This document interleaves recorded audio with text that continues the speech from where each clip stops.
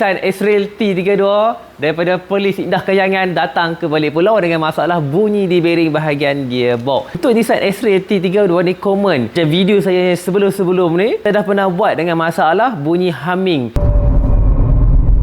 Start 60 ke atas akan ada bunyi ngong macam bunyi bearing di bahagian tayar. Bila bunyi bearing bahagian tayar dia bunyi dia kasar, tapi di bahagian gearbox bunyi dia halus tapi kuat kalau kita boleh dengar. So, apa yang kita cek dan apa yang kita buka? Kita buka di bahagian bearing gearbox dia sah.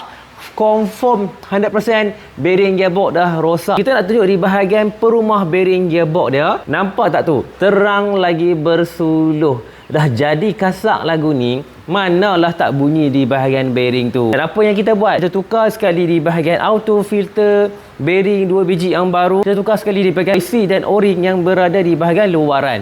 So tak perlu nak overhaul gearbox ni, hanya buat di bahagian luaran sahaja. Macam mana keadaan bearing gearbox yang baru? Di bahagian housing ni. So di bahagian sini yang kita akan buat pertukaran barang yang baru. So di bahagian housing dia, kalau kita tengok dekat sini, licin. Beza dengan perumah yang ini. So macam mana bearing itu tak bunyi? Macam mana bearing itu tak rosak? So kalau kita tengok di bahagian bearing yang kita buka tadi tu pun dah mengalami tahap kehausan. Nampak tak tu? So kita tukar sekali di bahagian oil seal, o-ring yang bersangkutan di bahagian luaran. Tak perlu nak overhaul gearbox ni teruk-teruk. Sebab kita dah test drive gearbox ni, tak ada masalah, hanya bunyi bearing gearbox sahaja. Jimatlah bajet customer, pakai balik gearbox yang asal, tak perlu tukar gearbox. Gearbox dah elok pun nak tukar gearbox yang recon. Pakai je gearbox asal ni, tukar je bearing yang baru. InsyaAllah selepas pada pertukaran ni, selesailah masalah customer. Hak yang jauh-jauh pun main dekat saya ke balik pulau, hak hampa yang dekat-dekat dengan saya ni dok ragu-ragu apa? Elok ke dia ni buat?